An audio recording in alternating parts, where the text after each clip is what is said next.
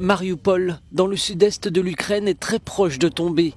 Les troupes russes ont donné aux soldats ukrainiens retranchés dans le complexe métallurgique d'Azovstal un ultimatum, 13 heures locales ce dimanche, pour se rendre. Volodymyr Zelensky a qualifié la situation à Mariupol d'inhumaine. Il réclame à ses partenaires des armes, des avions, immédiatement, ou des négociations, et lance un avertissement à Moscou. L'élimination de nos troupes, de nos hommes à Mariupol, mettra fin à toute négociation.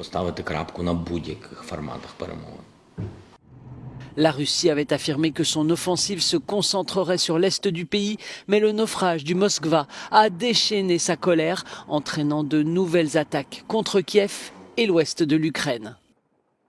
Dans la région d'Odessa, dit le porte-parole du ministère russe de la Défense, les forces de défense aérienne russes ont abattu un avion cargo militaire ukrainien qui devait livrer une importante cargaison d'armes fournie à l'Ukraine par les pays occidentaux. À Kharkiv, ici, les bombardements russes continuent, laissent une ville en ruine. De plus en plus de personnes tentent de fuir vers l'ouest.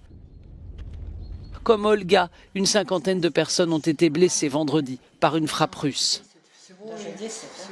À Kiev, malgré le danger, les habitants de la capitale tentent lentement de revenir à une vie normale, sachant que le calme pourrait être de courte durée. Non loin de là, à Borodianka, les travaux de déblaiement de la ville après le retrait russe ont commencé. Des enquêteurs de leur côté recueillent des preuves des crimes que les troupes russes ont laissés derrière elles.